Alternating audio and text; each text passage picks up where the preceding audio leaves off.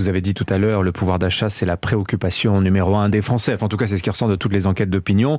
Et le pic d'inflation actuel, eh bien, on le voit très, très concrètement, ça a un effet sur le salaire réel. Il a tendance à baisser depuis le début de l'année. Qu'est-ce qu'il faut faire dans l'immédiat ? Parce que le problème, c'est pas un pic, c'est qu'on est en fait dans une spirale même inflationniste, c'est-à-dire que ça va encore monter et ça va se généraliser et on en a sans doute pour plusieurs mois, si ce n'est pour plusieurs années. Techniquement, on n'y est pas encore. Pas encore. On y sera si on augmente les salaires en réponse à l'inflation et que les prix je ne suis pas d'accord avec ça. Quand j'entends, oui, il faut augmenter les salaires et il faut les augmenter considérablement, de 300, de 400, de 500 euros parce qu'on est en train de s'appauvrir. Parce que les salariés, les travailleurs sont les seuls à ne pas pouvoir faire ce que beaucoup de petits patrons et d'entreprises peuvent faire, c'est-à-dire répercuter leurs charges sur leurs prix. Nous ne pouvons pas le faire. Tous ceux qui vivent de leur salaire, de leur pension de retraite ne peuvent pas réaliser cela.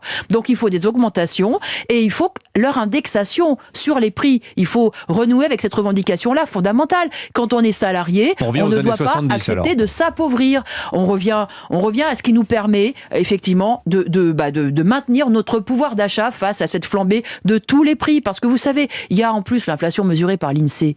Mais l'inflation qui est mesurée dans la vie de tous les jours, dans son caddie, à la pompe à essence, elle est bien supérieure à celle qui est mesurée par l'INSEE. C'est ça la réalité. Donc il faut absolument qu'on sauvegarde en effet notre pouvoir d'achat. Ça veut dire l'augmentation générale des salaires, des pensions de retraite et leur indexation. Nathalie Arthaud, vous êtes l'invitée d'Europe 1.